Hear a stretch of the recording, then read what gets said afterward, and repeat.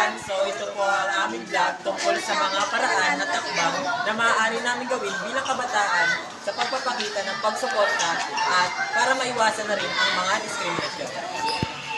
Nais naming ipakita sa inyo ang ilan sa mga halimbawa ng diskriminasyon. Panghuhusga sa isang tao dahil sa kanyang kulay. Grabe naman kayo. Balis ka nga, di ka bilog dito, ang hindi mo. Dito. Sige, tanggap na kayo. Boss, naite na po. Makinig kayo. May meeting tayo mamayang hapon. Sige, boss.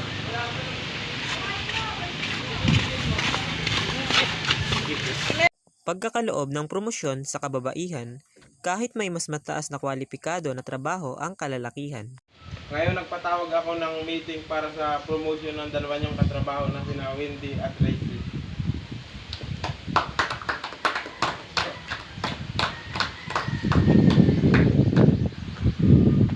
Ang unfair naman nun. Bakit sila yung na-promote samantalang tayo nagtatrabaho sa initan? Tayo nagbubuhat ng mabibigat ng mga buhatin. Samantalang sila sa liluman lang. Dapat tayo yung na-promote. Kaya nga.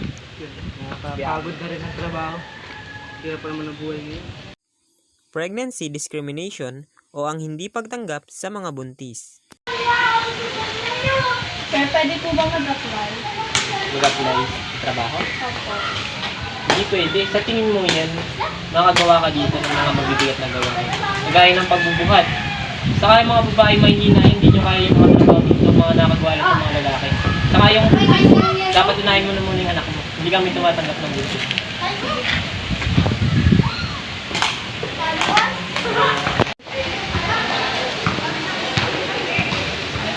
Wait lang.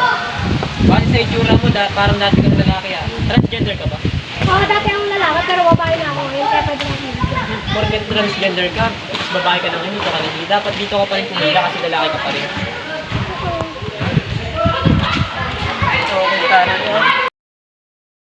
Hindi panghuhusga kung ano man ang kulay nila.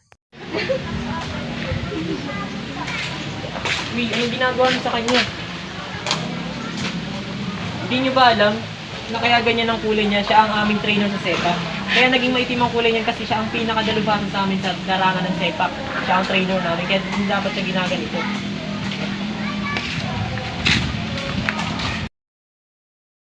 Nagpatawag ako ngayon ng meeting para sa promotion ng dalawa niyong katrabaho na si Kidor at si Racy.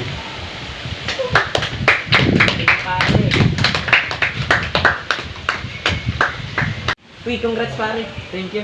Karapat dapat ka lang na i-promote kasi napakasipag mo sa trabaho. Lalo ka na, Racy. Congrats mo sa'yo.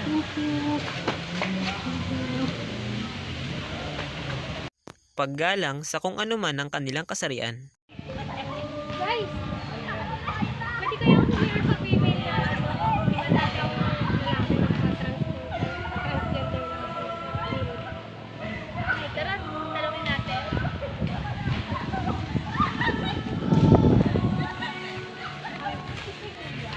Pwede po ba dito sa female? Friend na. Dating na lang. Oo nga, no? Mukha sa itsura niya, mukha siyang transgender. Pero di ba, nasabi niyo na babae na siya ngayon. So, female na siya, kaya pwede na siyang humili. Galing.